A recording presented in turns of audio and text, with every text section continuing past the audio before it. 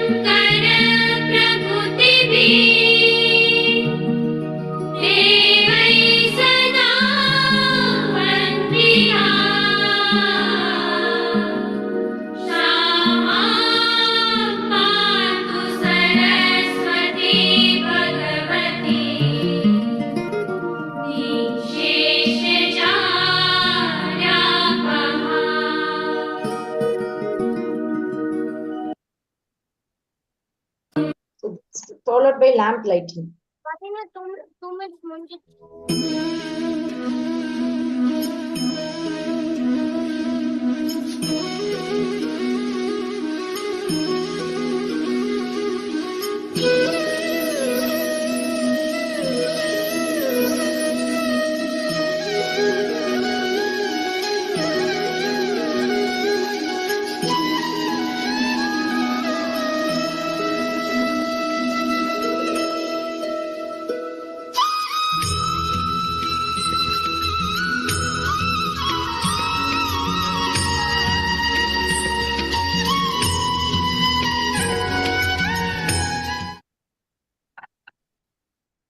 So I take this opportunity to welcome, to introduce Dr. Sampath Kumari ma'am, who is the organizer of this wonderful Pinnacle program, which gives us great knowledge.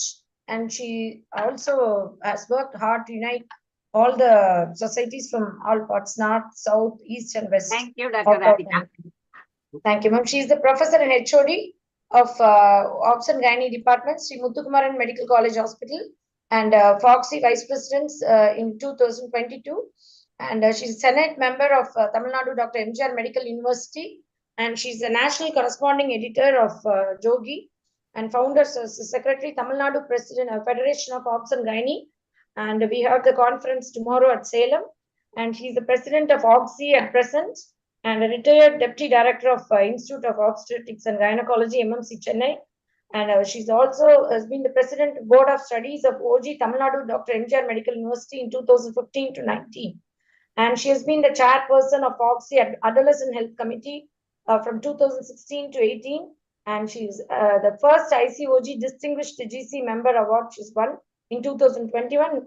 And also the chairperson of Women's Wing, IMA Chennai in South. And she's also the IMA National President, won the National President's Award and IMA TNSB Award in 2021. So thank you very much, Sampath ma'am, for giving us this opportunity to join you in this wonderful program. I welcome you, ma'am. Thank you, Radhika. Thank you, Radhika. This is the Pinnacle series. This is our 9th series. It is called as Pinnacle News because we select the societies from north, east, west, and south. This time we have societies, Dr. Chandrapur, Katak, Varanasi, and Vellore OBGN societies. I welcome the Chandrapur Society President, Dr. Manisha, and Secretary, Dr. Manisha, Katak Society, Dr. Jayashree, and Dr. Sasmita, Secretary, Varanasi Society, Dr. Sangeeta, and Dr. Avasti, Vellore Society, Dr. Manisha, and Swati. I welcome Dr. Anuradha Khanna, Madam, who has willingly accepted to be the chief guest for our today's program. And guest of honor being the Dr. Manisha Ghat, the president of Dr. Chandrapur, and Dr. Jayashree, president of Katak Society. We have one talk and one panel. The today's topic is a prolapse. The POPQ classification, the speaker being Dr. Meera V. Raghavan. She is a urogynecologist in Chennai, chaired by Dr. Manisha. And we welcome the case. 1 minute. My grandson is 1 minute. We have the panel moderation by Dr. Lily Varghese and the panel. I thank you all. I now introduce Radhika, introduce Dr. Anuradha Madam for her chief guest address. Welcome, Madam. Yes, ma'am. Thank you.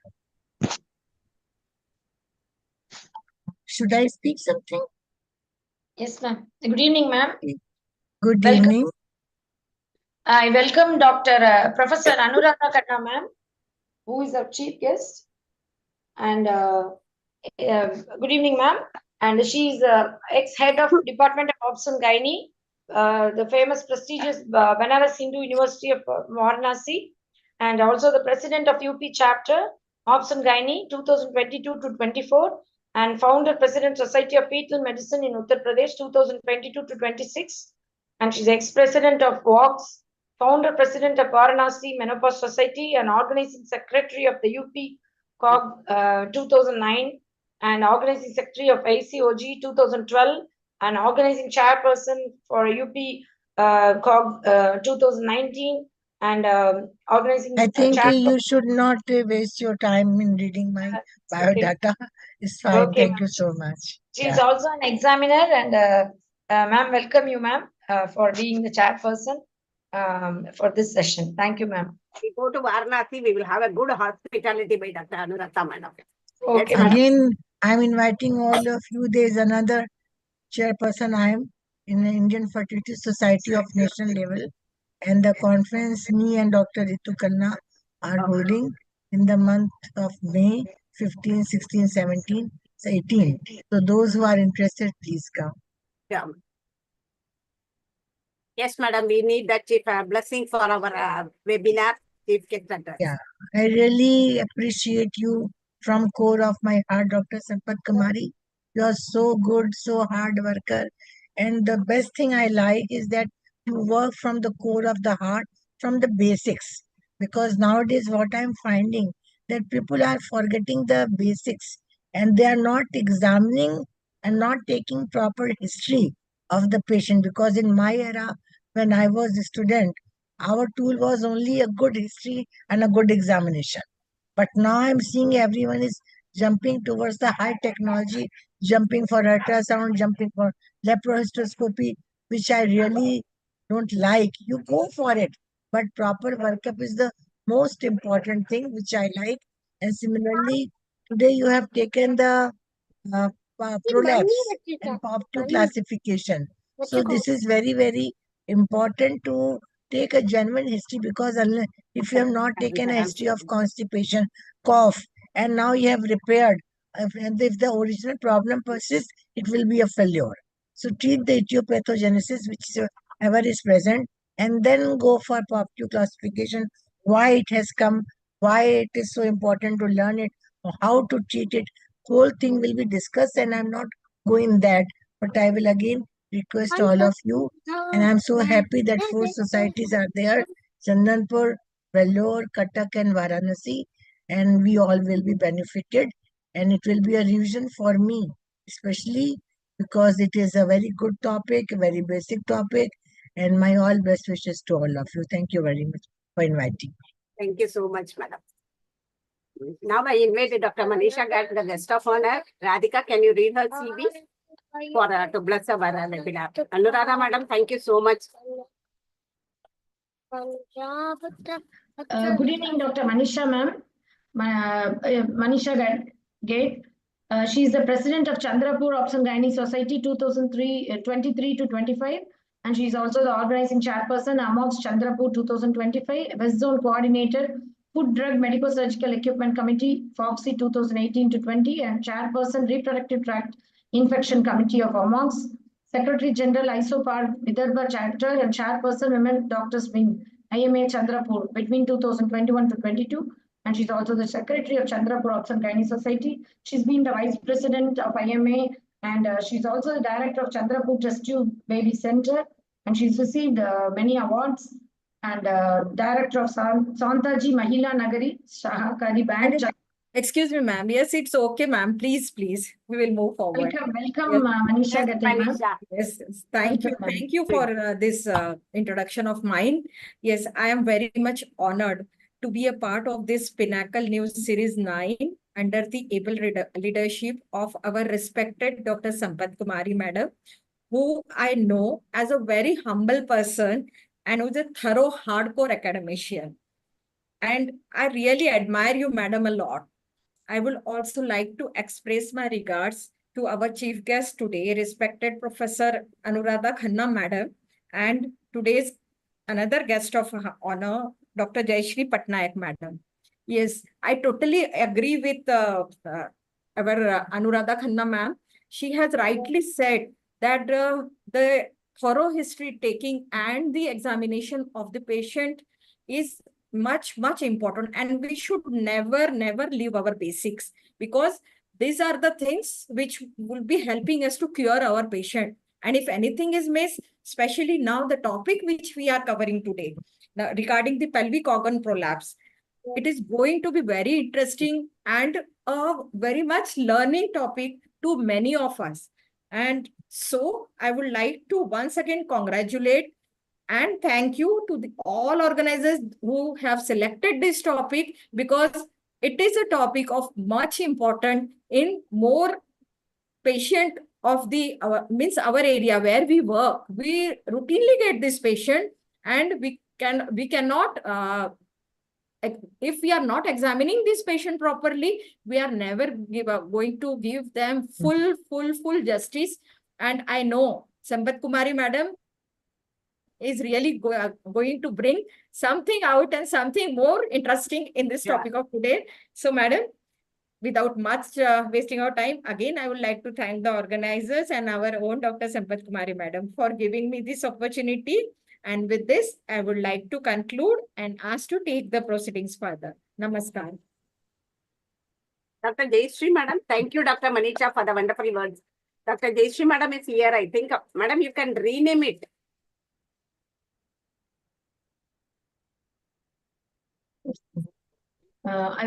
Yes, Radhika. Yes, ma'am. I welcome Dr. Jayashree Patnaik, ma'am, who is a consultant Obs and Gynae. He is retired as Joint Director Health and Family Welfare, Director Prachi Institute for Mother and Child Care. She is been the immediate past chairperson of hello. She's also the Yes, madam. Jayashree madam. Hello. Am I audible? Yes, madam, Yes, you are ma'am. audible. Yes, madam. Madam is the Cuttack Society President, AOGD President. Yes, ma'am. Yes. Yes, madam. Welcome, ma'am. Again, I should congratulate Dr. Sampath Kumari, and it is a very good initiative and very good, which is a common problem, prolapse uterus, and we should know the newer classification, POPQ classification, which is specific in, which is helpful in specification and quantification of this prolapse. And we should know more about this. Thank you. Thank you, Dr. Jayashree madam. Thank you, Anuradha madam, Dr. Manisha, and Dr. Jayashree madam. Thank you for being here as a chief guest and guest of honor. Dr. Radhika, you can proceed with the scientific session.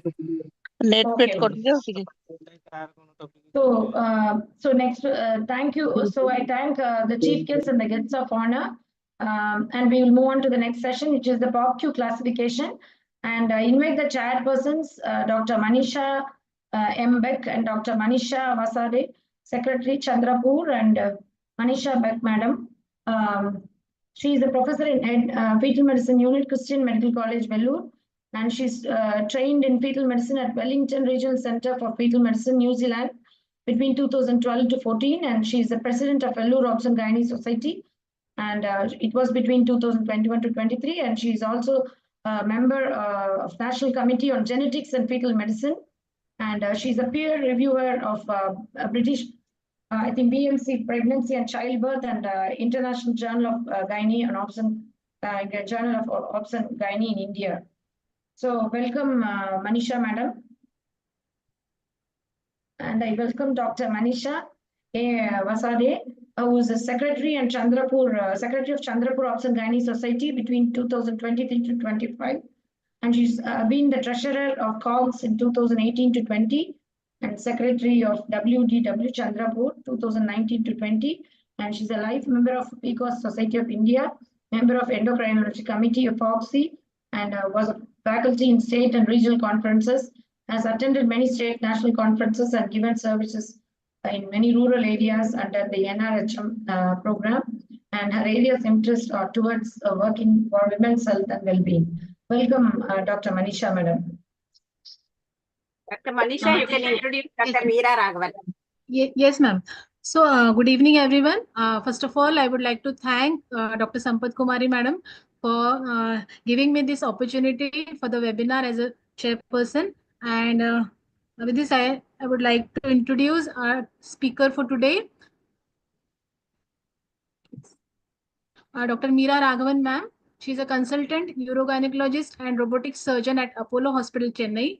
She's secretary of Chennai Menopause Society. She's an executive committee member of OXY. She's a core committee member of Urogynec subcommittee FOXY. She's a fellow representative of SZIRC RCOG. She's a director of ESCOT, member specialist committee of National Board of Examinations. She's a MRCOG trainer and examiner. She's a recipient of various gold medals in UG and PG. She has many publications in national and international journals. With this, over to you, Dr. Meera, madam. Thank you, ma'am. Manisha, this Meera Raghavan is conducting a certificate course in our Tamil Nadu Federation. Every month, courses on Thursday. Wednesday, ma'am. Yeah. Thank you. Yes, Thank you, Meera. madam. Thank you, Sampath, ma'am, for this opportunity. Thank you for the kind introduction. I'm going to start off the presentation. This is about POPQ, which is the commonly used, in fact, widely used clinical tool for uniform demonstration and quantification of pelvic organ prolapse. So POPQ is pelvic organ prolapse quantification indices. So this is what we are going to look at. Though it has been in vogue and widely practiced, people still refrain from communicating with the POPQ grid because of 2-3 aspects. One, it is thought to be time consuming. It takes about 2 to 3 minutes for you to complete it thoroughly. And also, people who are in the training process do fraught it with uncertainties of how to do, what to do. So that is why people do not routinely use it. However, for international communication in a standard manner, we all sing from the same hymn sheet. It is mandatory that we all use the POPQ indices for actual documentation of the stages of prolapse depending upon the levels of the defect, as well as for pre and post-operative checks. So we can quantify it to the patient, and such will help in the audit of our surgical procedures or interventions and during research publications as well. People will not accept certain research publications if clearly the POPQ indices are not mentioned before and after interventions, especially surgical interventions. So it is important for quantification of prolapse to compare the outcome of the surgical repair before and after, and to have comparison between examiners. And POPQ can also vary between the position of the patient. So we need to alter position of the patient, and standards and written publications, as well as when we give scientific presentation in an international arena. So how is the POPQ taken? Examine the patient in a supine position. We have to have a good view of the vulva with no touching of the vulva, and patient does a complete valsalva, not just a cough, a valsalva wherein patient bears down and complete straining happens, which is the maximum pressure exerted on the perineum, and points are measured with a ruler. So I want all of us to remember that it is a no-touch technique till the patient does the valsalva. The POPQ is done when the patient is in complete straining, and the points are measured with a ruler or an estimated lolly stick, which you can mark the points. You don't need to buy anything for this. So this is the POPQ grid, where it's showing significantly 9 important aspects. 3 of them are measured, and the reference point is taken as the hymen. The 3 important points, the measurements are the perineal body measurement, which is measured between the fourchette and the anterior edge of the anal margin, the genital hiatus between the urethra and the posterior fourchette, and the total vaginal length, which is the only measurement which is performed when you reduce the prolapse completely. So from the hymen right on to the maximum point at the posterior fornix. In the anterior compartment, we measure the AA and the BA, which are 2 fixed anterior points. And similarly, you measure AP and BP in the posterior compartment prolapse. So what is the plane of reference? The hymen is the fixed plane of reference. So anything which is up to the hymen is defined as 0. Anything which is above is connected with a negative number. Anything which is below the hymen is annotated with a positive number as far as the measurements are concerned.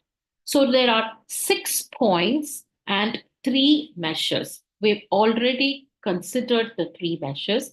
The points are 2 fixed points, which are A in the anterior, A in the posterior, and 4 moving points, the B, C, and the D.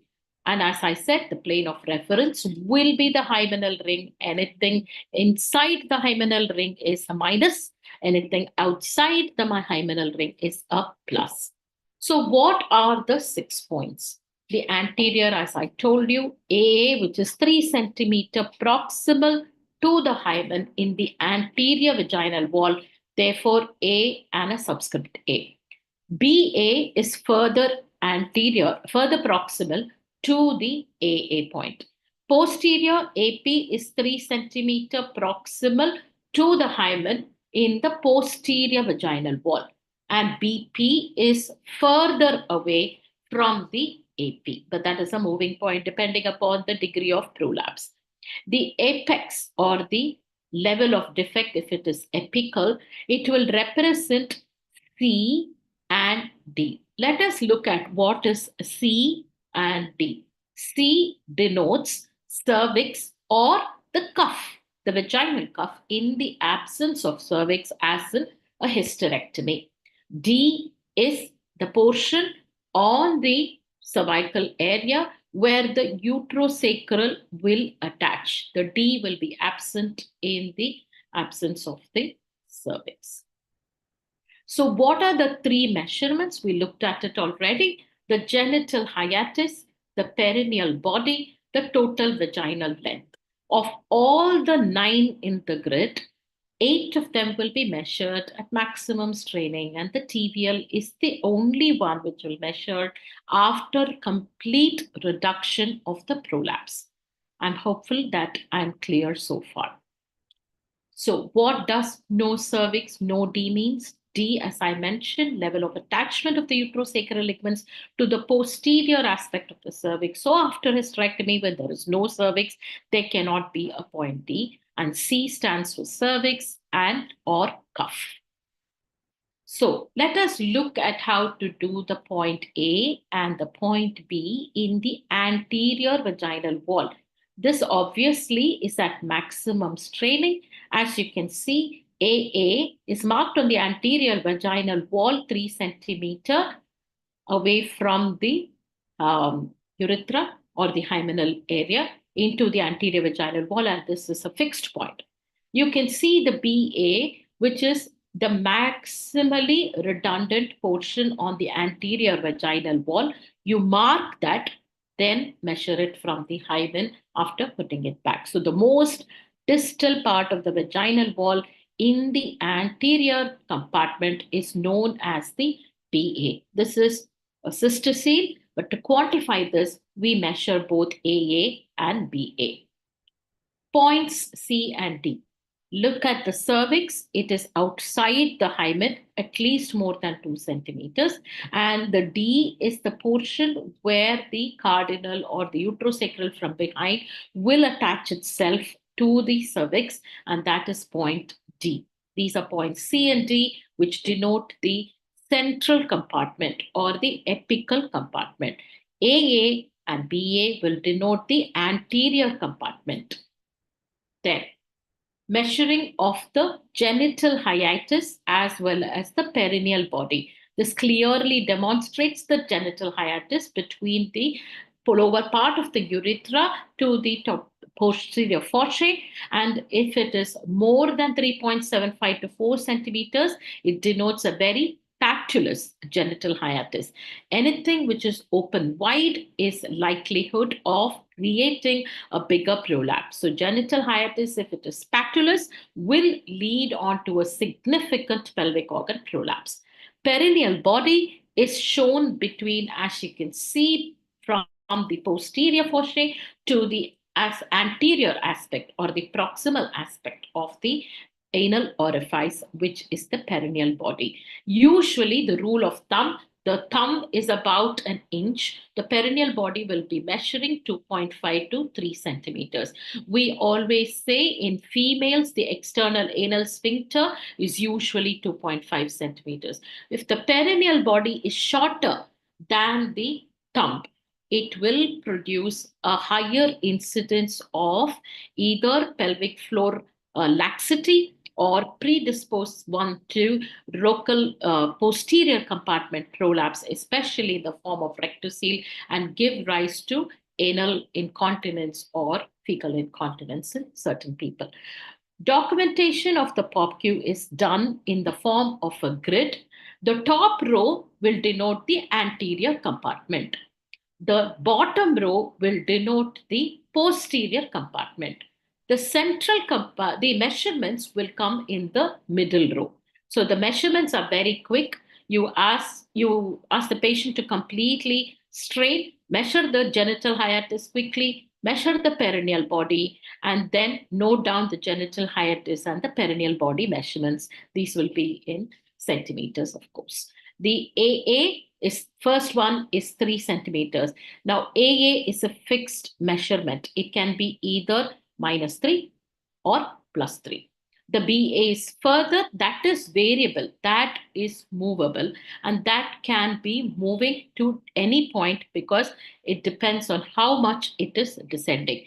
Remember, anything within the hymen, if the prolapse stays within the hymenal plane, it will be denoted as minus, and if it is beneath the hymen or beyond the hymenal plane, it will be denoted as plus. So the top row will denote the anterior compartment, the middle row will show the measurements, and the bottom row will show the posterior compartment measurements along with D, which will be absent or not noted down if there was a hysterectomy.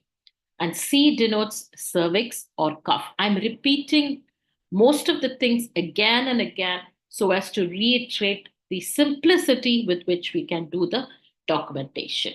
This is a pictorial representation of how the prolapse manifests itself clinically and how we correlate the POPQ to the clinical staging. Stage 0, everything lies within the hymenal portion, nothing is descending. So that is stage 0 where there is no prolapse.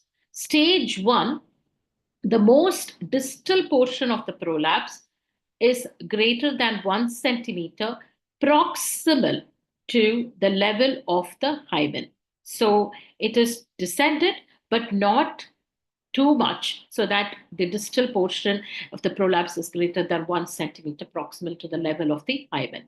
Stage 2 is the most distal portion of the prolapse is lying within a centimeter from the hymen, either inside the hymen or outside the hymen.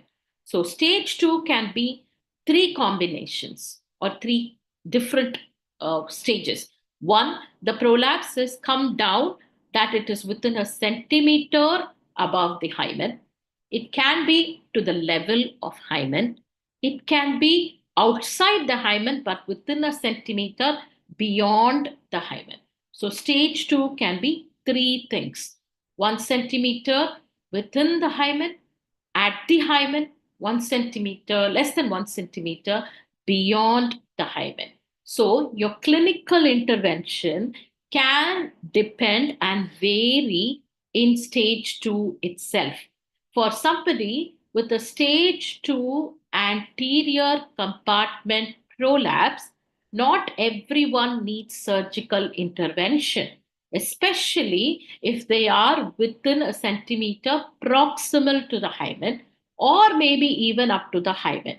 If they have a prolapse within a centimeter beyond the prolapse has crossed the hymen and still stage 2, there is some merit in considering surgical interventions because they potentially could have difficulty in emptying the bladder, and that could be a stage 2 cystocele. Now see how the POPQ quantification helps us determine which stage 2 patients will need surgical or more than just a conservative intervention for management of symptoms associated with prolapse. As we all know, all prolapse do not present with symptoms. If at all, the symptoms can be a bulge, but we always have to not forget bulge, bladder, bowel. So 3 B's. So bulge, bladder, bowel, and bulge alone is not an important symptom by which we go and operate on every single prolapse, because one of the options for treating prolapse is also do nothing. So this POPQ quantification, though everything comes under stage 2, still can help us pick out those ones which will need just more than doing nothing or conservative management. That is why I wanted to stay on this slide and explain the importance of POPQ. Stage 3 is the most distal portion of the prolapse, is greater than 1 centimeter beyond the hymen, but protrudes no further than 2 centimeters. So it lies between 1 and 2 centimeters of the protrusion from the hymen, and it's also no further than 2 centimeters less than the total vaginal length. When you have complete vaginal eversion, so again, the confusion happens when there is stage 3 for some, stage 4 for some. In the Baden-Walker, when you get above the fundus, it is definitely considered procedentia, and we'll take all measures to make sure the apical fixation happens in procedentia. If we do not do the apical ring fixation, majority of them will come back with a vault prolapse or an anterior compartment prolapse to the extent of 30 to 40% within 3 to 5 years. So all complete vaginal eversion will be treated properly. The problem arises in stage 3 prolapse. If we do not do an apical fixation on a stage 3 prolapse, especially when the total vaginal length is if you compare the distal prolapse from the hymen, and the distance is within 2 centimeters of the total vaginal length, and if you don't do an apical fixation, it can potentially fail, because what we classified as stage 3, according to POPQ quantification, will be actually stage 4. That is again where the POPQ quantification is of greater clinical significance, where we should not miss out on the apical fixation so as to prevent a future vault prolapse or a future anterior compartment prolapse. The reason why I'm saying these two is these two are the most notorious things for a prolapse to recur. This is just a video, a practical one, which I have actually taken the courtesy of my colleague, Dr. Meena, to present this. Thank you, Dr. Meena. This, I also show it in my clinic with the Christmas hat. All of us do. I'm sorry. So this is a Santa Claus hat. You can put the embroidery ring to show the various points. I have stitched buttons on the Christmas hat. The yellow ring is the hymen. You have the ball at the end, which is the cervix. That is AA, and which is 3 centimeters from the hymen. That is BA, showing the variability of the BA point, but fixation of the AA point. So this is the posterior vaginal wall. Again, as you can see, this will be showing your AP and BP. And the D is the point where there is fixation of the cardinal ligaments to the cervix. So these are the measurements we do. And if you measure between the urethra and the fourchette, that will tell you the genital hiatus. Between the fourchette and the anal canal, that will show you the perineal body. And the total vaginal length is from the hymen to the posterior fornix. That will give you the total vaginal length. So we will then fill up the first row, which is the anterior compartment with the cervix, this middle compartment, which are all the 3 measurements, and the lower row, which is all the posterior compartment. So let us look at the POPQ grid measurements, for example, a cystocele. So as you can see, the cystocele, there is protrusion beyond the hymen of the anterior compartment. So the AA is denoted as +3. Look at the graph.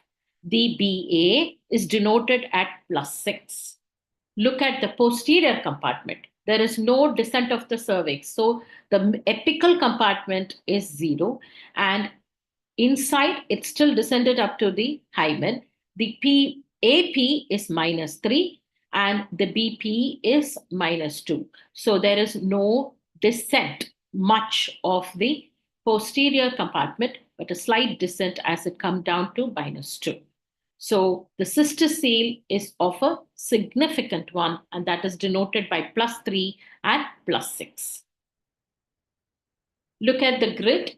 +3 all denotes outside the hymen. So it's a significant prolapse. The numbers in the middle denote what the measurements are of the genital hiatus. The perineal body is 3 centimeters, and the total vaginal length is about 10 centimeters, which is a good vaginal length.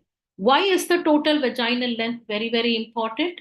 If you have a very short vagina, say less than 6 centimeters, you will not be able to do a sacrospinous fixation as a correction or a prophylactic treatment for prevention of apical prolapse, because that will put a lot of tension and deviation of the vaginal axis, shortening of the vaginal axis, causing severe dyspareunia and undue tension on the vaginal tissue. Therefore, the total vaginal length is mandatory in our measurements, so it has to have the clinical application and avoid certain procedures which will fail or not possible if the total vaginal length is very short. You can see the measurements of the posterior compartment also in the lower row of the grid. This is just to reiterate the fact, the anterior compartment, there is descent of the cervix to the 0. And this is a comparison of how the negative members show the prolapse staying within the hymen orifice, and the plus ones are staying outside the hymenal orifice. This is just to tell you the correlation between the clinical staging or the grading between and the POPQ quantification. Stage 0 is no prolapse. Stage 1 is 0 to -1. Stage 2 is -1 to +1. Stage 3, which is about the centimeter. Stage 3, more than +1. And stage 4 is total prolapse. This is very, very important for us to understand why this is so. Why are stages still being used when we talk to each other? It's a summary of their measurements, and many clinicians are still comfortable only with stages than with measurements in centimeters. And stages must always be used together with the affected compartment. So it's not just POPQ grid. When you write your impression, you should write anterior compartment, stage 2 or 3. Middle compartment or the apical compartment is in such a stage. The posterior compartment is in such a stage. Then we will be able to design our repair and compartment specific repair appropriately, so the prolapse for the patient is treated in entirety. That is why the individual compartment stage have to be mentioned in the impression. So why again POPQ? A standard documentation, standardization across all boards, especially when you talk to your physiotherapist or to the patient itself, and for comparing before and after outcomes.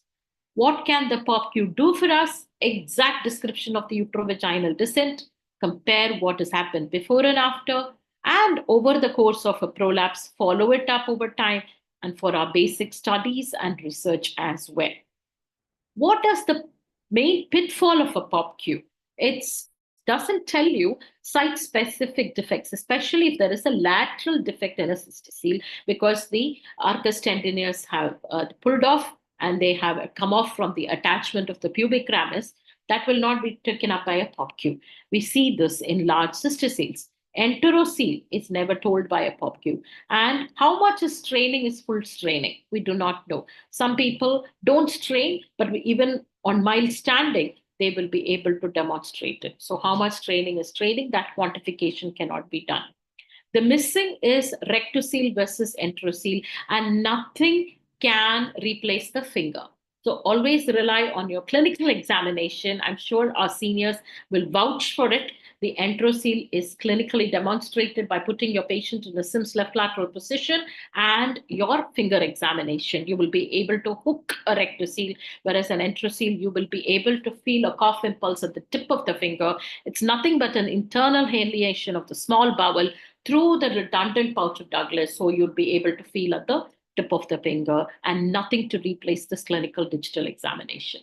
So what are the deficiencies of the POPQ? Measurements only in the midline. No description of any asymmetrical cystocele. It's not uncommon that we see them, or paravaginal defect. And this is only a description. It is not a diagnosis, and it does not offer specific indications for treatment. That is for the clinician and the clinician to deduce from the POPQ and have a informed decision from the patient. So it is not a diagnosis, it's only a description of the type and the severity of the bulge that not necessarily translate into clinical effect. So in summary, it has become a de facto standard, a uniform one across the globe. It is easy to use, but repeated practice on a daily basis will help you achieve mastery. Extremely helpful in uniformly describing the type and the compartment prolapse, following and studying the prolapse. Thank you. And thank you so much for this lovely opportunity.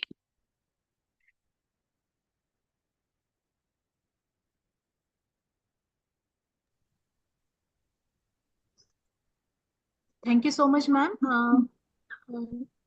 Ma'am, it was a very nice and wonderful presentation by you from, actually, I've heard for the first time this POPQ classification.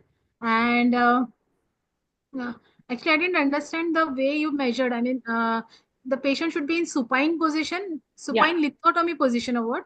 No, supine with the dorsal position where you keep both the legs. If you have facility to keep a lithotomy, you can, but the patient strains fully. Then only you can mark these points and then measure it from the hymen with the ruler. I usually buy these lolly sticks and mark the markings and use them so they can be disposed. Thank you so much, ma'am, for the wonderful presentation. And when you want to explain to the patient, I would recommend, if you allow me for 1 minute, I can. Yes, ma'am. Please. If you can give me 1 minute, please, I can show you this.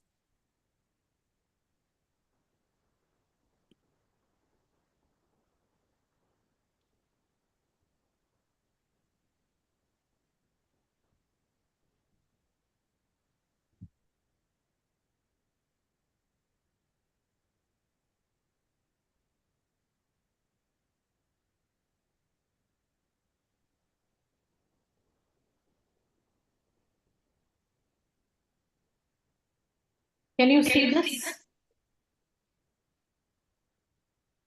Yes, madam, we can see very well. This is a AUGS, American Urogyne Society's pelvic organ interactive assessment tool. For practice purposes, I would urge trainees and everyone who's not very much used to this to use this tool for practicing on how to interpret the grid. This is showing a normal thing where everything is within the hymenal reference. You can see the genital hiatus is correctly at 2 centimeters. The perineal body is 3 centimeters. The total vaginal length is 10 centimeters. Now you can go here and choose different prolapse of different compartments. As I said earlier, you can see an anterior stage 2, how things change in the pictorial representation and how it changes here as well.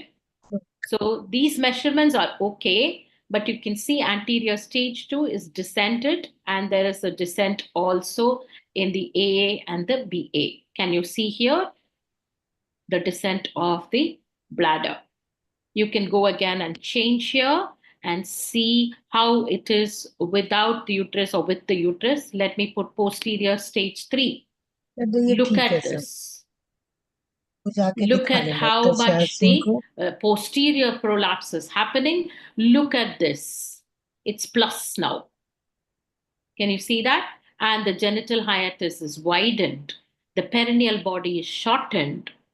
Anterior compartment, everything is staying inside the hymen.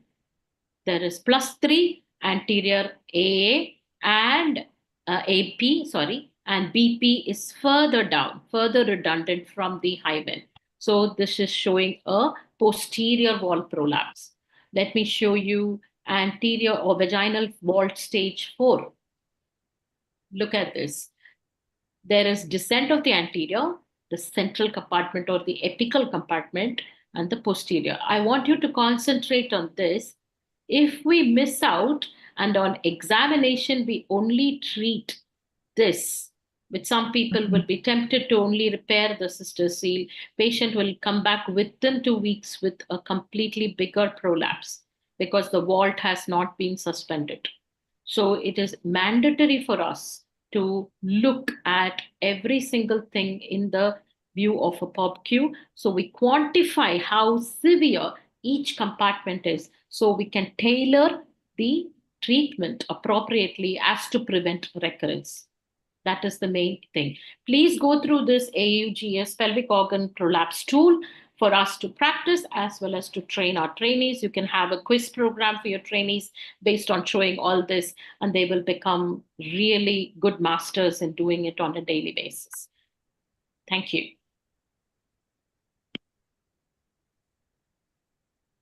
Thank you, madam.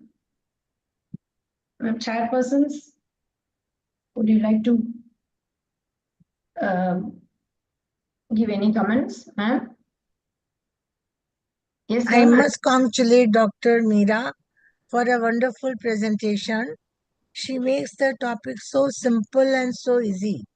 I really liked it very much. And also the cap you have shown, point A, B, anterior and posterior, and beautiful presentation, Ma'am, Dr. this is Meera. something we all have learnt from our Yeah. trainer, Dr. Rajamaishwari ma'am. And I think all the Urogyne in Chennai will have this Christmas hat in their clinic. I'm a big fan of Dr. Rajamaheshwari, and Meera, Dr. if any doubts Rajamaheshwari in the likes chat me box, very please much. answer. Yeah. And Yeah. she came here to Varanasi. I called her in We all have a Christmas 2009. hat in our bag, so it's In something which 2009. carry. Yeah. In 2009, I called Dr. Rajamaheshwari. She came with her two assistants, with her own instruments also in UPCOG, and she has demonstrated the wall prolapse, the pelvic floor repair, all these things that you have demonstrated so beautifully. Thank you so much, ma'am. Thank you, ma'am. Nice visit. Thank you, madam. Thank you so much. Thanks for the opportunity. Thank you, Meera ma'am. Wonderful presentation, and you beautifully cleared our doubts. And the next session, we will move on to the case scenarios in UV prolapse.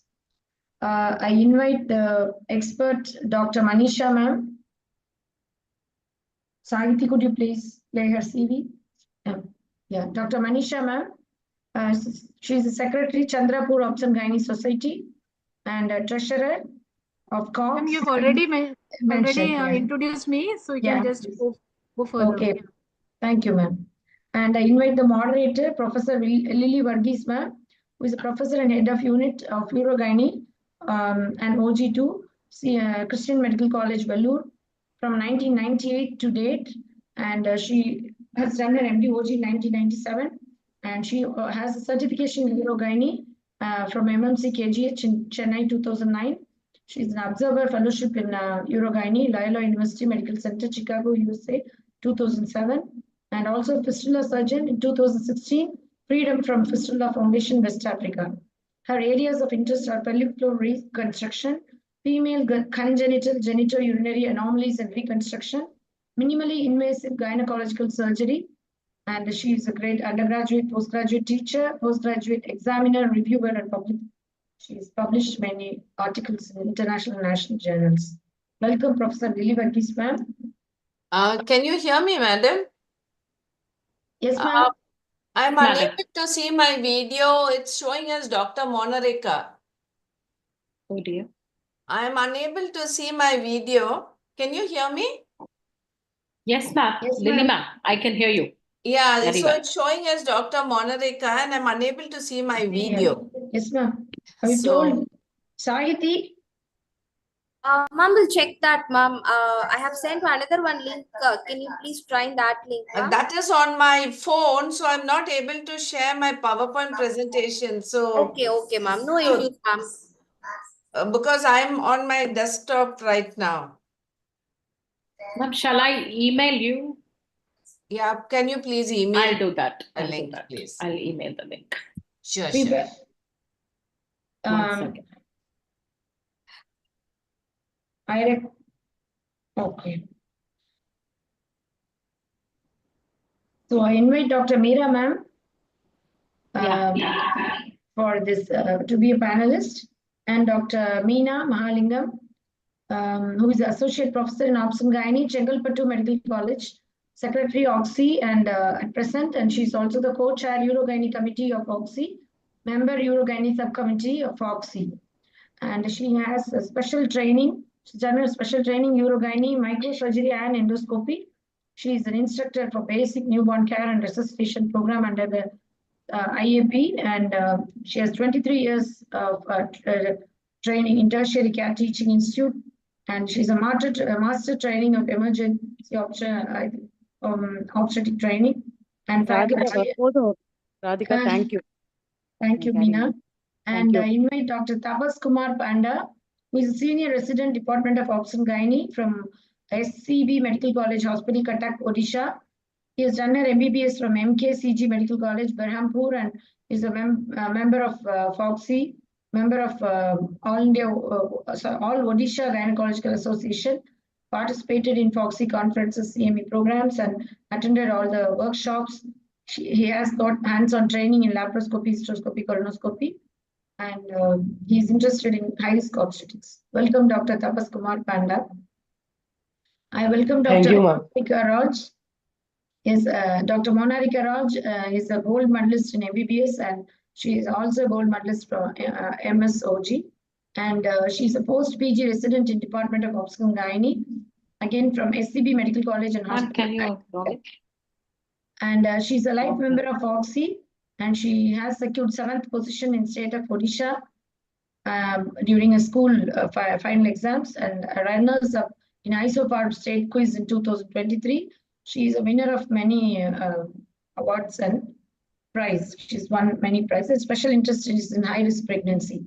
I invite Dr. Rucha Pode, who has done her MBBS from Pravara Institute of Medical Science, Ahilya Nagar, and she's done her MSOB Gyne from Pravara Institute of Medical Science. And she's an ex-senior resident, done her senior residency in PIMS, Loni, and assistant professor from GMC Chandrapur, and also an IMA joint secretary until 2024. And also she has been the secretary. She is the secretary currently in COGS 25 to 26, 2025 to 26. And she's practicing obs and gynae consultant in Chandrapur. I also welcome Dr. Nagina Naidu, who is an obs and gynae consultant, has been an IMA Central Council member from 2025 to 26, and treasurer in COGS 23 to 25, organizing treasurer of AMOG State Conference in 25, and she is an honorary joint secretary in IMA 23 to 24, and also co-chairperson in IMA, and honorary secretary IMA Chandrapur, and secretary WDW Chandrapur 2021 to 22. She is a past joint secretary for COGS and vice joint secretary of IMA Chandrapur. So IMA Maharashtra State Awardee for Best Honorary Secretary Local Branch in 2023, and also she is on IMA National Awards. Welcome, madam. So let's start the panel discussion. Hello, madam. Can you hear me? My video is not showing and only my audio is showing. Yes, I will try and share my PowerPoint presentation. Okay, ma'am. I would at first like to thank you all from OXY for having me, particularly Dr. Sampath Kumari. And thank you very much. And we will see. I also would like to welcome and greet my distinguished panelists. Is it showing? Thank you, ma'am. Thank you. Is the 1 minute? Is it showing? There's some. No, ma'am. Video is not showing. 1 minute. There seems to be some kind of a glitch. I don't know. Is it showing up now? Yeah, now it's showing up. Yes, Dr. Lily, but I cannot see the video. Now I can see your PowerPoint, but not yet in a slideshow mode. Okay, sure. I hope Dr. Tapas is there because there are many Yes, ma'am. Monarikas Yes. today. So, Dr. Monarika, you're popular. So, yes. So, I cannot see my video, but it doesn't matter. Shall we start with the discussion? Is there any way, Yes, is ma'am. there any problem with the video showing? I can see my name now. Yeah, it's Yes, clearly ma'am. seen. Clearly seen. Okay, so maybe I will just continue. And I'm very sorry about whatever glitch is there. Okay, so today we are going to have a panel discussion. And I would like to give my greetings. It's a fantastic opportunity that, north, south, east, west, all the FOGSI bodies are here. Thank you, Dr. Radhika Gauri. Thank you, And ma'am. so the experts for today, I don't need to show this. I think Dr. Radhika has already introduced. And it's a great pleasure. Dr. Richa and Dr. Nagina, I hope you also are there. Dr. Richa, Yes, Dr. ma'am. Nagina? Dr. Nagina is not able to join, ma'am. She's having a patient in labor. She just called me. Okay. And, yeah. So Dr. Rucha is here? Rucha, I'm not able to see whether she's there or not. Okay. Maybe I will try calling her, ma'am. Yes, Dr. Monarika and Dr. Tapas are there, I believe. Yes, ma'am. Yes. Yes, ma'am. Okay, so I will direct my questions to you, Meera and Meena. Yeah. Okay. So, yeah. So, okay. So, just as a brief introduction, just to say that, when we are talking about pelvic organ prolapse surgery, at first, we are always talking about surgical treatment only for symptomatic prolapse that is more than stage 2, and it's causing some quality of life issues for the patient. We are not talking about asymptomatic small bulges which are not troubling the patient. So that we should not, there's a saying, fools rush in where angels fear to tread. So pelvic organ prolapse is one such area where we should not rush in. Okay, so we are talking basically about two kinds of surgeries. One is a reconstructive surgery, and it is reconstructive to either normalize not just anatomy, but also mainly to normalize the function of the visceral. By visceral, I mean bowel and bladder, sexual, menstrual, or a reproductive potential. Versus the obliterative, which restores function of the bowel and bladder, but however, it closes off a portion of the vaginal canal, thus obliterating the future possibility of any sexual, menstrual, or reproductive possibility. So having said that, we will start with the first case. Okay, so when we talk about the first case, she is one of our patients whom we operated. She is a 31-year-old para 1 living one who had a normal vaginal delivery 8 years ago. She came with complaints of mass descending per vaginum for 4 years, which increased in the past 6 to 8 months, which was affecting her quality of life. Now, having said that, the question to you is, if you have a person like this who is there, what other questions would you want to know? What other history would you want to know from her? Dr. Meera, can I start with you? Sure, ma'am. Thank you. So we have a para 1 normal vaginal delivery 8 years ago. I would like to know the aspects of the delivery itself. Whether it was a big baby, whether it was a prolonged second stage, whether there was any difficulty during the birthing process, instrumental delivery, and what kind of rehab, in the sense postpartum, what all she was doing, and any complications, and so on and so forth. Apart from that, I would also like to know whether this mass is only a bulge which is there, or whether she has the attendant problems either because of heavy menstruation, any pain, any bladder symptoms, any bowel symptoms, and sexual dysfunction at the same time, because she's young. So that is excellent. Thank you, Dr. Meera. So basically, she gave a history of increased frequency of micturition and vulval discomfort due to the mass. She had no bowel symptoms. She was abstaining from sexual intercourse because of the mass effect for the past 6 to 8 months, which really affected her quality of life. And this patient actually wished to conceive again. So this was something. So we know that though this patient was not the person who was talking very much, because we were actually shocked when we saw her findings. So I would have thought she would have complained much earlier. What we find is she definitely wants a return to normal function. She also would like to resume sexual activity and wished to conceive if possible. She had no other menstrual symptoms, no other medical, surgical, family history. Everything else was normal. So this patient, okay, so I'm giving you her POPQ. So this is why I told I was actually surprised. So this is during surgery, of course, but so this is under traction. But as Dr. Meera said, in the dorsal position, maximum Valsalva is when we draw the POPQ points. So we were really surprised by this.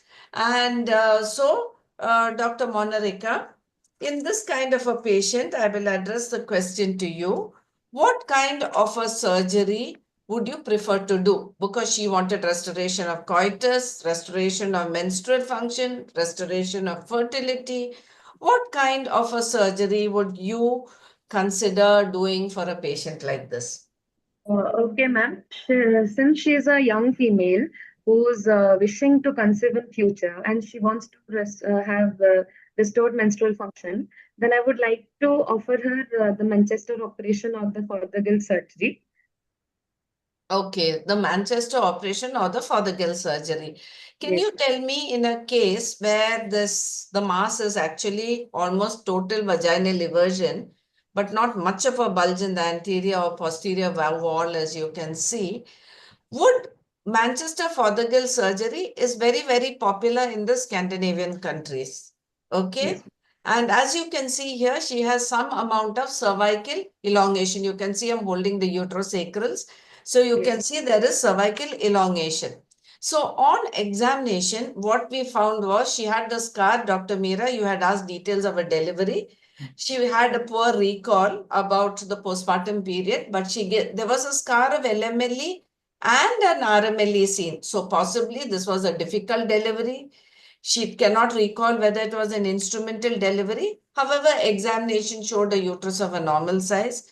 Supravaginal elongation was definitely present. Portio vaginalis looked almost normal, but on examination there was supravaginal elongation. So it was a little long standing and she had a gaping introitus. So Dr. Monarika, as you said, you would consider a Fothergill surgery. In your experience, how often does Fothergill surgery help for a patient with this much of a prolapse? Because many of them are described as stage 2, early stage 3. Would you consider any other method where you can attach this uterus to a more, sorry, durable sorry, form of support? Um, Yeah, sorry, I'm sorry, I've please got have a some water. respiratory infection. Yeah, please have some water. Yeah, no problem. Dr. Meena, would you like to Yes, answer? ma'am. So, yes, thank you, Lily, madam.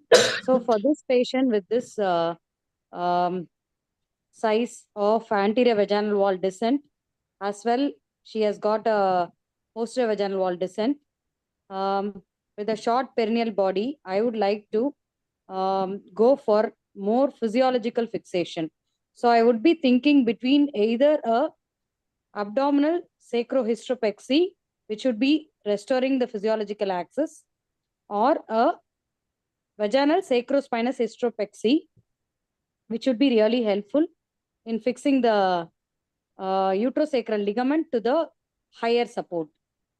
Yes, thank you very much. Because one thing what we know is a prolapse of this extent doesn't usually get reduced with the repositioning of the transverse cervicals and the uterosacral complex and a shortening. This patient definitely required a cervical amputation. So, Dr. Tapas, what stage of prolapse would you call this? It is, ma'am, stage 2 prolapse. It is Level, the diagnosis is it is actually a stage 4, because if you look, point C is +7 and the total Oh, vaginal length was ma'am. 9. Ma'am. Yes, ma'am. Okay, and Yes. also if you notice, because of the points, as Dr. Meera was describing, she's got, it was a level 1, predominantly level 1 prolapse, but she also had a level 2 anterior, not much of a posterior as you can see, and a level 3 defect because of the gaping introitus. Okay, so the questions. She requires a cervical amputation. The question is, will it affect fertility or will it change the success rate? Okay, if Dr. Rucha, Dr. Nagina joins, please do let me know. Dr. Manisha, would you, as an expert, have an opinion on this? Ma'am, cervical amputation as such won't affect her fertility, but it may increase the complications during her delivery and during her antenatal period. So, uh, uh, so it might, but in such case, since she needs surgery, of course, Manchester operation will be a good option for her. But still, she though it will not affect fertility, but her ANC period might be like a complicated one in such case. Okay, madam. I would So, like to add, Lily, madam. So, as Manisha, madam, has said, it could cause a cervical insufficiency because of the amputation. If it was done a little larger, then there is a higher chance of having an insufficiency in the first to second trimester when she moves during a pregnancy. okay, so this was an important question which we considered, but definitely we felt, as Dr. Meera said, option was to do either a vaginal sacrospinous hysteropexy or to do a abdominal procedure using mesh. So we discussed these aspects, various aspects with her. We also considered about cervical amputation, will it affect her fertility rate? And we ended up doing a Khanna's sling. We did a Khanna's sling to restore the level 1 function. So this is a picture, as I would say, of a Manchester Fothergill surgery where you do an amputation and you reposition the transverse cervical uterosacral complex more anteriorly, shortening it. So I have done these procedures, but I have found it has helped mostly in cases where women did not want a future pregnancy because you are bringing it forward onto the anterior wall of the uterus. Second thing, it has mostly worked well for women with lesser degrees of prolapse than this. The vaginal sacrospinous hysteropexy is a good procedure and provides us good and lasting support when we attach the back of the uterus to the sacrospinous ligament. However, the other option many people are familiar with is the second picture of a Purandre sling, where either the patient's own native tissue rectus sheath is used or a mesh is used, connecting the anterior portion of the cervix to the anterior abdominal wall. So this is a dynamic sling. However, when we use the patient's own tissues, if she already has tissue laxity, we will not get very good support and you may have a recurrent prolapse. Second thing is in the Purandre sling, if you fix the mesh anteriorly, if the patient requires a subsequent LSES, as we will be prone to do, access will be more difficult. So considering all these factors and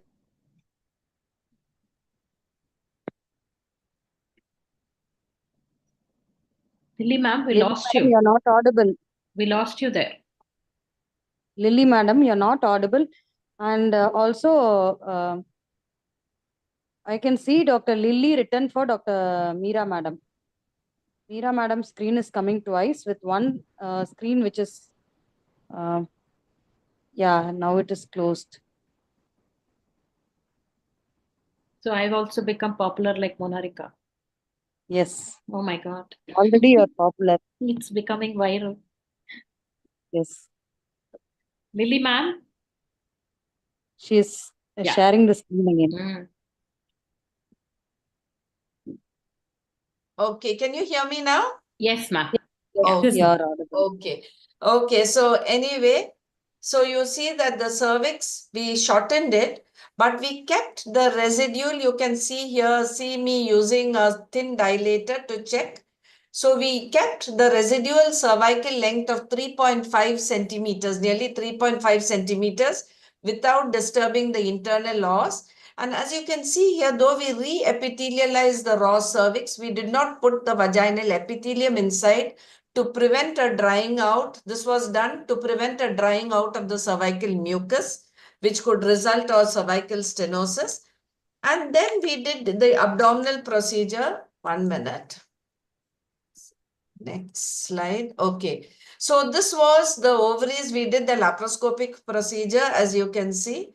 We did a chromopertubation. There was some delayed spillage on the left. There was no spill on the right side. And this is a very short video. As you can see, we are pushing in. This is in the same patient. We are taking in the mesh arms. You can see we are coming along the round ligament. We have identified the ureter separately. We are pulling in the mesh arms. It was fixed near the uterosacral ligaments. You can see the mesh is there. There's a small hematoma here, left round ligament. And at the end of the procedure, what we got, we could see it was very far away from the ureters. You can see that we got good anterior vaginal support, good posterior vaginal support, and the cervix was lifted up to -4 centimeters.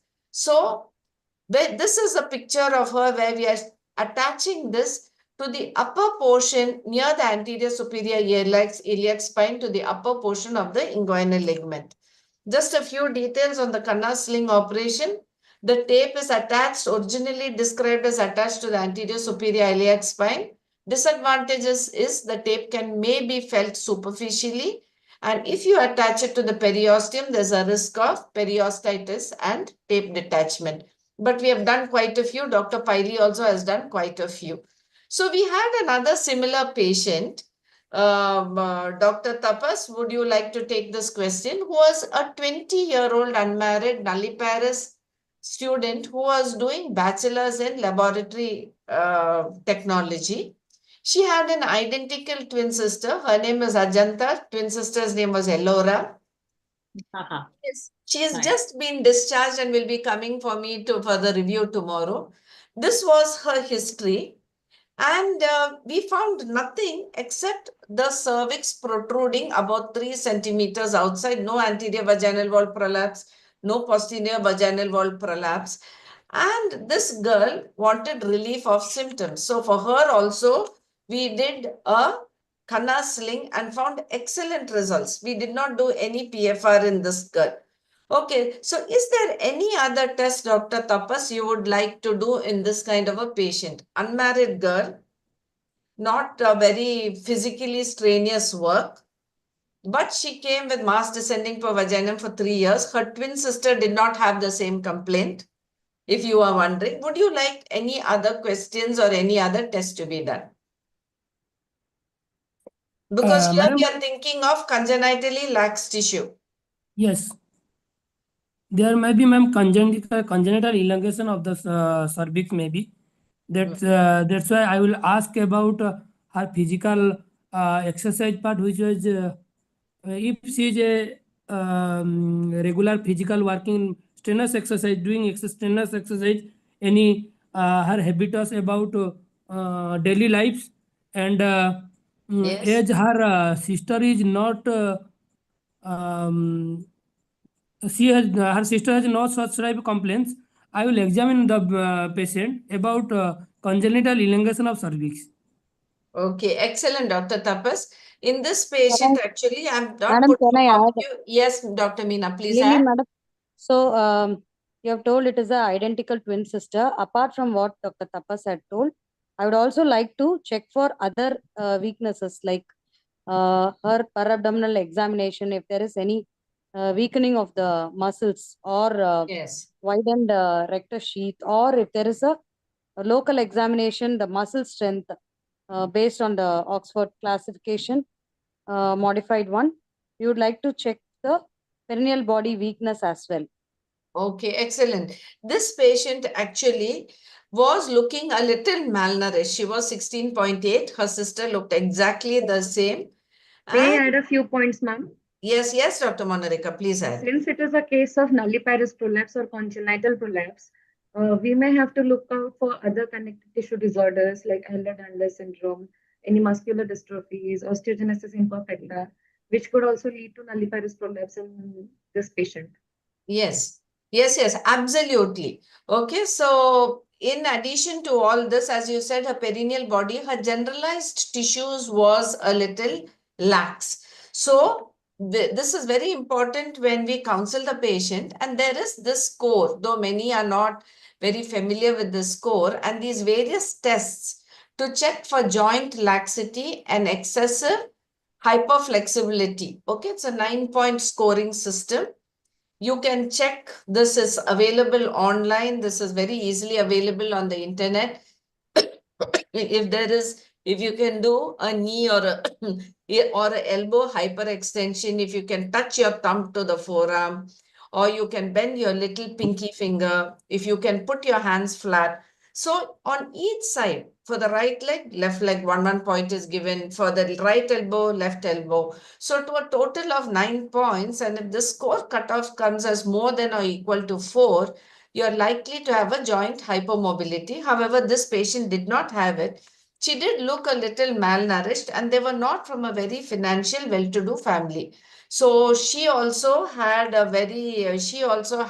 canal sling surgery, and we got excellent results. As Dr. Tapas said, we examined her for cervical elongation. She did not have cervical elongation. Her total cervical length was only 3 centimeters. So we did not interfere with the cervical mechanism. She had a pure level 1 support defect. Now we will discuss the second patient. Okay, so this is a patient, 62-year-old Mrs. RJ, who was all 3 normal vaginal deliveries. She had undergone a hysterectomy for fibroid uterus many years ago, and at that time she sustained a bladder injury. Her complaints were mass descending per vaginum, occasional splinting to void, no complaints of stress urinary incontinence, no bowel symptoms.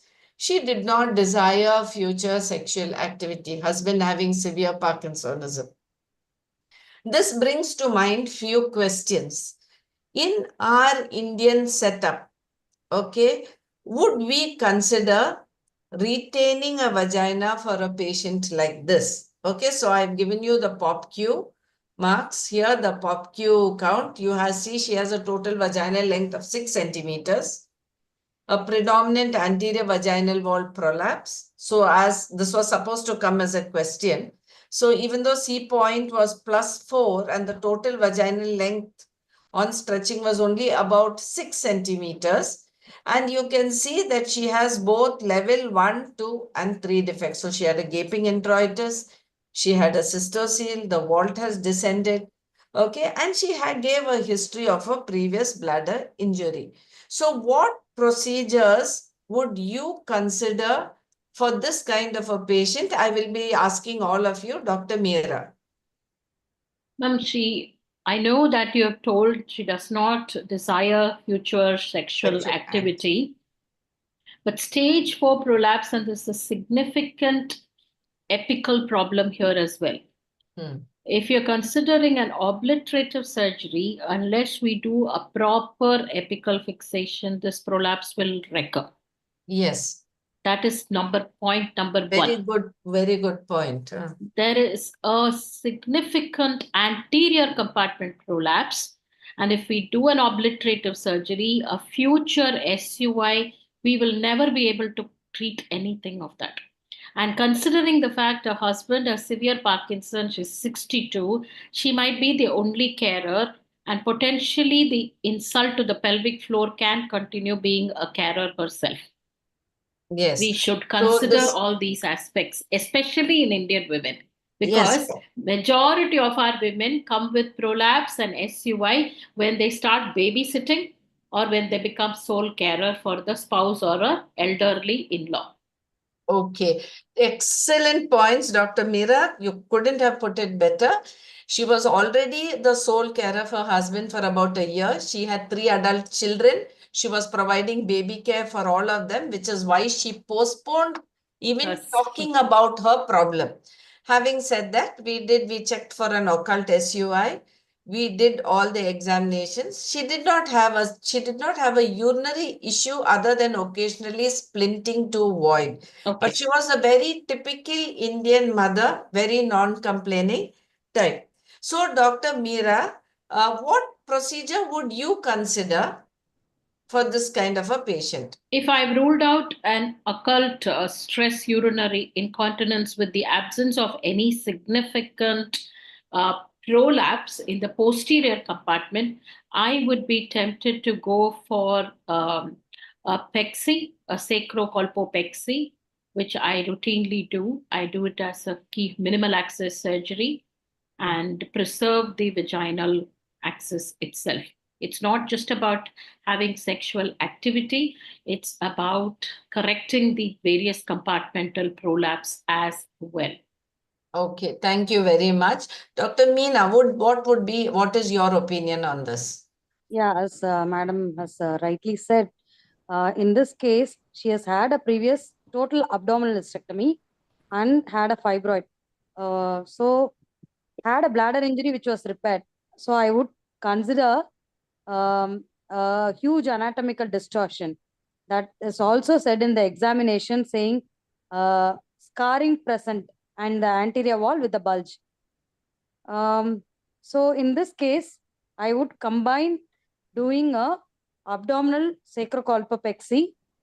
If there is a gaping introitus, I would like to do a combined perineal repair, because the Agreed. introitus widening may not be corrected by just doing a abdominal procedure. Agreed. So I would like to go ahead doing a posterior colpoperineography to whichever extent possible, so that the introitus is made as little as possible, maybe a narrowing, as she is not desiring future sexual activity. Okay, excellent. So we cannot really address the perineum. However, there are occasions when people talk about repairing a rectocele completely by extending the mesh posteriorly down to the perineal body, or extending the mesh anteriorly up to 2/3 of the anterior vaginal wall. So this has been done. However, you need significant skill and experience. So would any of you, Dr. Tapas, at least temporarily consider using a vaginal pessary? Yes, ma'am. We can consider vaginally pessary if you want to postpone the surgery for some period.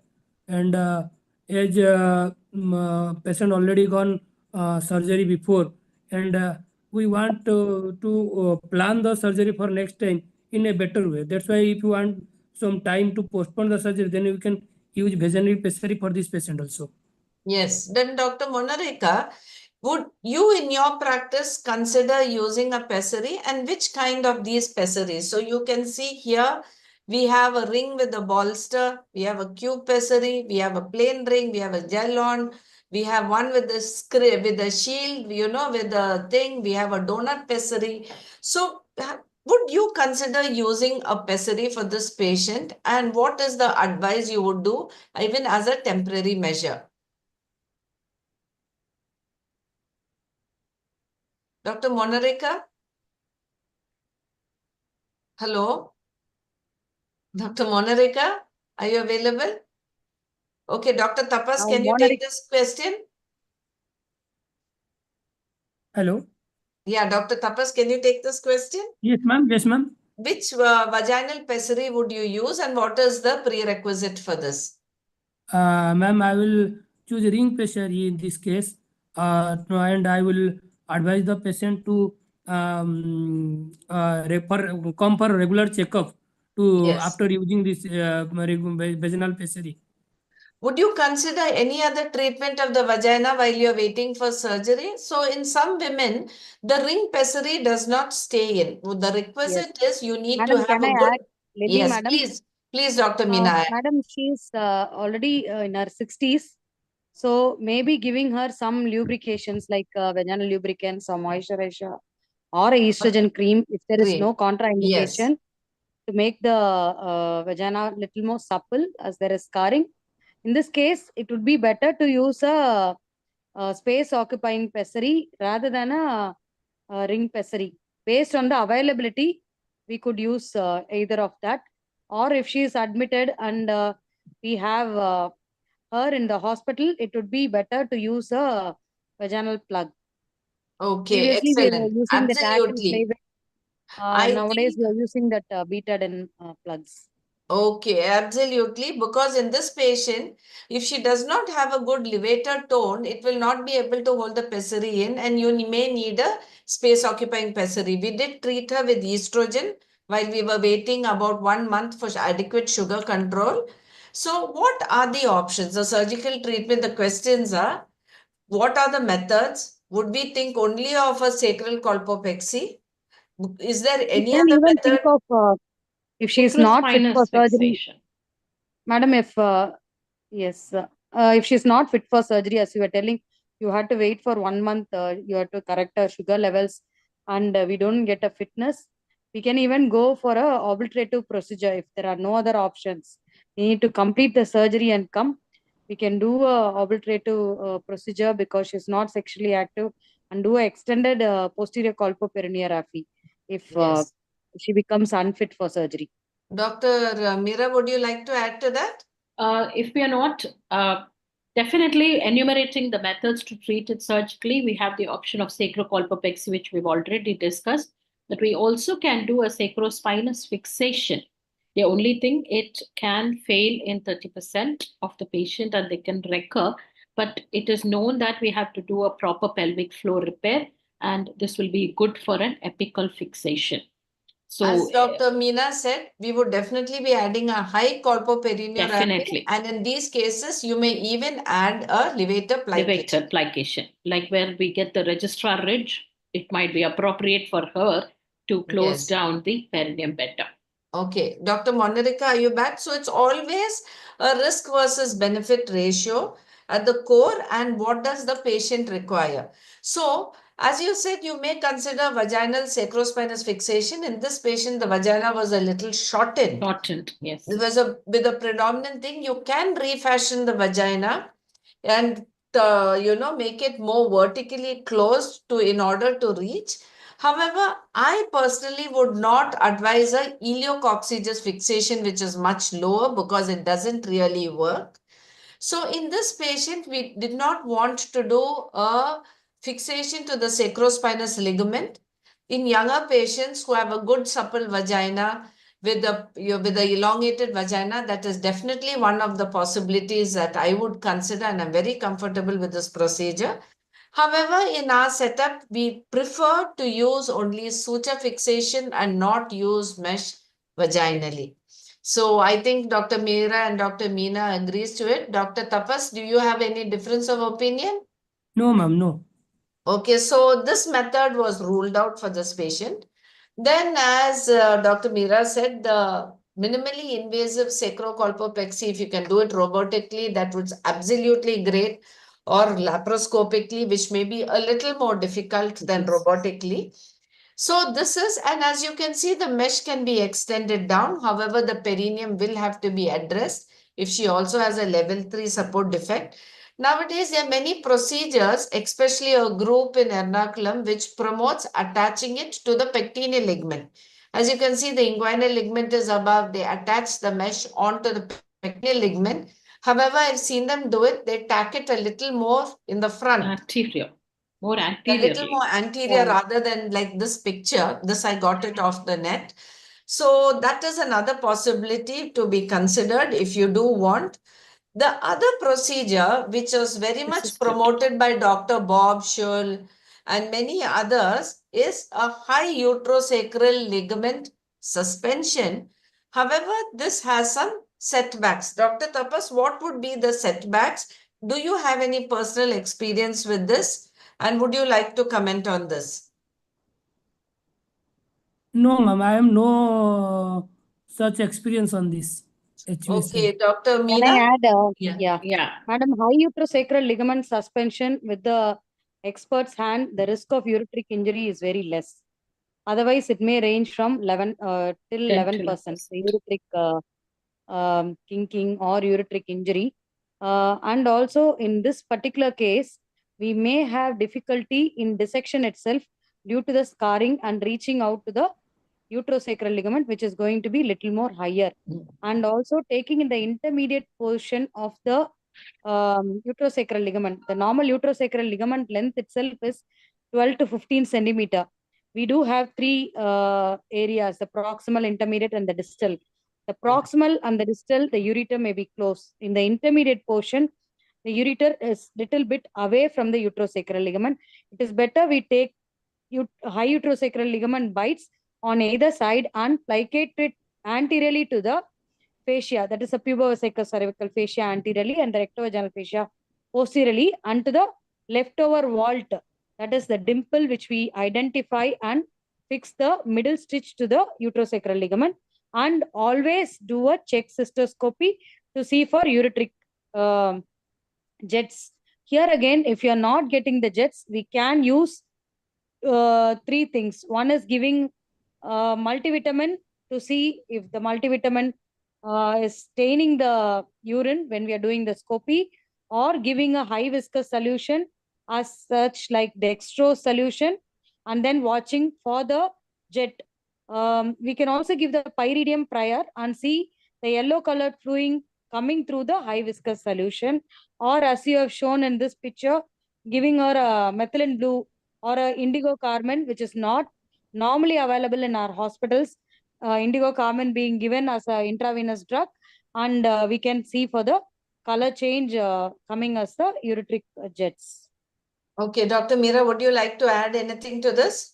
Yeah, the point of reference is the more proximal or dorsal we go to the high uterosacral ligament, the ureter will be further away. And if you see any kinking and obstruction is suspected, we can always remove the sutures or loosen it, and we will be relieving the obstruction. But the most important aspect in this is packing the bowel off from that area and making sure the enterocoel is completely obliterated, and then doing this procedure, like in this patient who has a significant apical segment also. So absolutely very good points. You have to be very careful about ureteric kinking, and this is a very important point. Absolutely good point that in the hand of an expert, you get very good results. However, there is that learning curve, and one should always be aware. The first time I tried this, there was a kinking on the left side of the thing. So since I'm more comfortable with other procedures, I've tried this 2 or 3 times, and I've had once a problem with the ureter. I'm more comfortable. So my go-to methods would either be the sacrospinous on a personal level, sacrospinous fixation, or doing a laparoscopic procedure with mesh tied onto the vault and doing PFR from below. Okay, so this is one of the points. Or one more thing, you can even do a laparoscopy guided high uterosacral ligament Yes. suspension, because you're seeing the uterosacral ligament. You will do a serpentine stitch with a Yes. non-absorbable suture and anchor it to the vault and tighten it, so the whole vault is pulled up anteriorly, pulled up Absolutely. posteriorly. So you get a more physiological repair, and you are And able also, to adequately identify the ureteric position. So you Yes. can put releasing sutures on the peritoneum and move the ureters out of the way before you take Exactly. the Like suture. what we do, just nip at the peritoneum. The peritoneum will split and drop. The moment peritoneum drops, with it goes the ureter in the floor of the peritoneum. Then you can take the uterosacrals. Yes, Dr. Meena? Madam, one more thing, as we are more towards the vaginal surgery, we identify the dimple, and through the dimple, we keep on pulling it. So we can see the pull, and then we can go take the stitches a little bit higher. And the mid Yes. segment, More mid At the proximal, portion, that would be mid-segment. really helpful. Yeah. which is Instead of about 5 combining with the centimeters, laparoscopy. approximately 5 centimeters away from the ureter at that point. Correct. Yes, madam. So that's the region. Okay, so this is just to bring this aspect to you. So what was done for this patient? Was this patient, we did a colpoclesis for this patient. It is an obliterative procedure. This is what we did. She was not interested in future things. So we sat and discussed all these options. Her daughter is a doctor. So we sat and discussed with her about mesh, about the procedure, etc. She said, so the mother and daughter together took a decision. The father, who has Parkinsonism, is actually a lawyer. So we sat and discussed this whole procedure. So at the end of the procedure, she had a shortened vagina and of a narrowed caliber. Okay, we kept a 4 centimeter depth, but a very narrow caliber, because in future, the important fact why we leave a 3 to 4 centimeter depth is so that we do not pull the bladder neck posteriorly and create an iatrogenic stress urinary incontinence. Now, few things about colpoclesis. We are actually denuding the vaginal walls and reopposing these denuded areas such that these raw surfaces seal, and we actually end up fusing this area of a potential defect.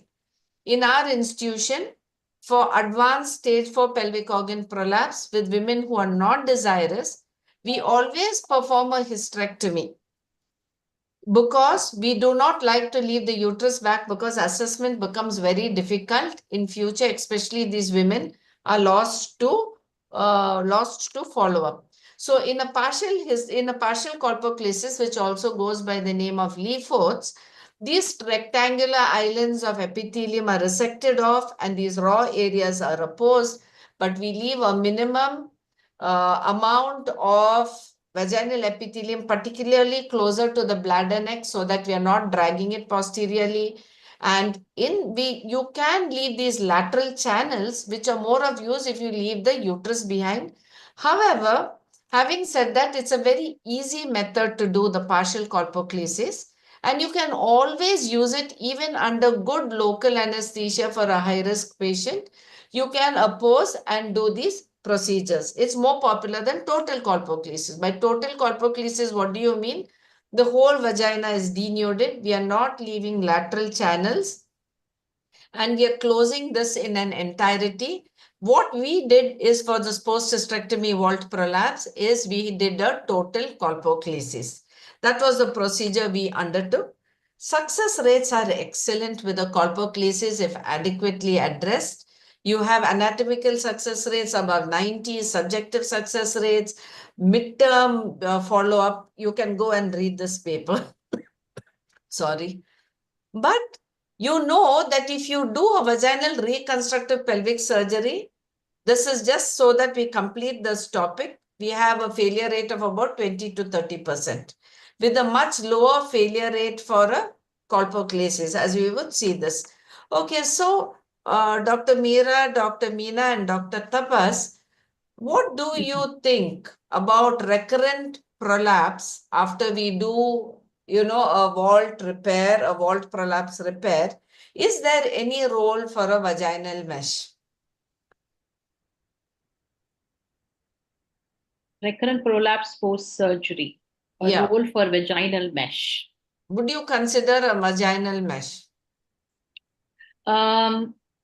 I don't think so. Dr. Meena? No. Madam, even I don't do mesh surgery. I don't do mesh surgery from below. One, because of the litigatory thing which is there. They have excellent results. Personally speaking, I would not do this. No. I would not do it because we have seen a very high rate of erosions for vaginal meshes and there is a clear guidance against doing this. Yeah. In the litigatory milieu, I would refrain from using vaginal meshes. Number one. Number two, we have to understand that vagina is still a dynamic tissue and is prone for further thinning and atrophy post-menopausally. Unless we take care of that, there is definitely more than 11% risk of mesh extrusion, protrusion, and erosion. So that can be kind of restraining from that. How can you continue to keep vaginal health? So the point I want to bring is, we do not need to use it only pre-treatment, pre-surgery. We can continue to use it post-treatment lifelong for the patient. Absolutely. Dr. Meena, would you like to add anything else? Madam, recurrence, really it's going to be troublesome for any clinician, madam. So it will be more of what we have told, giving her some lubricants, moisturizer, and keeping plugs and giving supportive therapy rather than doing a repeat surgery, which may be, really again has the same risk. Okay, so what you would see is every bulge does not need to be operated, as Dr. Meena said. So if it is causing a functional problem, Dr. Tapas, do you have anything else to add to this? Yes, ma'am. Like Meena and Meera ma'am told, we have to consider conservative surgeries rather than repeat surgery for the patient. Okay, so however, there is an area where you may need a repeat surgery. And in post-sacral colpopexis, though you see the recurrence is above 18, you see that repeat surgeries happen only in approximately 6%. I've given you the reference. For vaginal procedures, recurrence of bulge may be then 23 up to 47% of women. But you do not need surgeries in all of them. You can try and manage conservatively. So Kegel's exercise, vaginal estrogens, all this should continue because, as Dr. Meera said, the vagina is a dynamic organ. Second thing is, no matter what kind of procedure we do, we have to address all levels of support. If we do not address a major defect, you can have a recurrence. So awareness, so how do we check about, does the person really require repeat surgery? Is the not just awareness of prolapse, but also function if it is affected and quality of life is affected. So with this, I found this as a very interesting algorithm. So if any of you would like this, I've given the reference. So they have taken about 10 society guidelines and put it together. So just that you can read, if you cysto seal, first line would be an anterior, always a native tissue repair. Recurrence, you may consider synthetic polypropylene mesh, particularly abdominally. Rectocele, no mesh is advised at all. And for the prolapse uteri, you find sacrospinous hysterospexy is very much favored, especially by the European and the French groups. And the sacral colpohysteropexy provides very enduring rates of support. However, there can be some amount of delayed erosion and posterior pharyngeal tenderness, and definitely colpoclesis, as we have described. Dr. Tapas, do you have anything to add to this? No, ma'am. Dr. Meena and Dr. Meera? No, I think madam. if there is Thank a you. recurrent vault prolapse, we should really think of an obliterative procedure and a correction of all compartments, because a repeat surgery can again lead on to further problems. This is something we see in our Indian patients, especially if they are very poor tissue and other Yes. comorbidities are also there. And they might have had a very early hysterectomy. That's another reason why we should think twice before doing an early hysterectomy, because somebody with a prolapse is known to have some form of compartmental prolapse 10 years down the lane, and they Yes. are prone for recurrence. So if we do a very early hysterectomy, that itself is a predisposing factor for a compartmental prolapse within the next decade. So refrain from doing any early hysterectomies for softer indications. And thankfully, we have now the national movement of avoiding hysterectomies or Save the Uterus campaign. So that is, I would like to add that. Thank you very much. Meena, would you like to add something about reconstructing Madam, pericervical ring? yes. So, madam, one thing is that we should take home messages when not to operate. And one more thing, attachment of the pericervical ring, especially when there is an anterior repair, when we are doing a cystocele, there is a transverse detachment. It is important we attach the transverse detachment of the cystocele repair to the pericervical ring. Pericervical ring formation both in the anterior vaginal wall descent as well as in the posterior vaginal wall descent by doing a high ligation of the enterocele sac or doing a McCall's cultoplasty at the time of a vaginal hysterectomy will help in formation of the pericervical ring, which is very, very important in retaining the level 1 support. Okay, thank you very much for that exhaustive description. So I did not I did not bring up any more because I thought it would extend too much the discussion. Does anybody else have anything else to add? Dr. Manisha? As an expert, where is Dr. Manisha? Dr. Monica? Since prevention is always better than cure, so we can advise the patients from the beginning post childbirth for pelvic floor muscle training, that is Kegels. Madam, they want to, I think they have another one to start, madam. Okay, so thank you very much for your kind hearing, Dr. Monica. Thank you. Prevention is better than cure always. And my greetings to Oxy and a thanks to all the members and attendees, both on the panel and in the audience. Thank you very much. Thank you, Lily. Thank you, Lily, madam. Thank It you, was a ma'am. very Thank you so excellent much. Thank Thank you. you for the My opportunity. pleasure. This was a very Thank all informative. the, thank you, Lily ma'am. And I thank the Chandrapur Ops and Gynae Society, the Cuttack Ops and Gynae Society, and the Varanasi Ops and Gynae Society, Vellore Obs and Gynae Society. The chief guest, Professor Anuraga Khanna ma'am, and the guest of honor, Dr. Jayashree Patnaik ma'am, and Dr. Manisha ma'am, and Dr. Manisha at persons, and the speaker, wonderful speaker, Dr. Meera Ragan ma'am, and fantastic teacher, Professor Lily Verghese ma'am, for your valuable inputs, and it really gave insight into the POPQ classification as well as managing different cases, as these are we do hysterectomy quickly and then we face the consequence of having a vault prolapse, especially in younger women who present with intravaginal elongation, and that is where we are all stuck in the periphery, especially where we don't have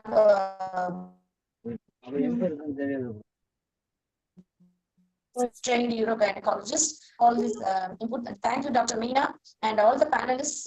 Thank you so much, and thank you, Sahithi. Thank you, Sampath ma'am, for arranging this wonderful meeting, Pinnacle series. We hope to meet you in the next Pinnacle series. Thank you so much. Thank you, madam. Thank you so much. Thank you so much, ma'am. Thank you. Ma'am. Thank you, Radhika. Thank you, Meena, Thank you, Meera, ma'am. Lily. Thank you, ma'am. Thank you, Thank ma'am. you very Thank you, much. madam. Thank you. Sampath ma'am also has Thank you, become Jayashree, Monarch. for that till the end, I think. Thank you. Thank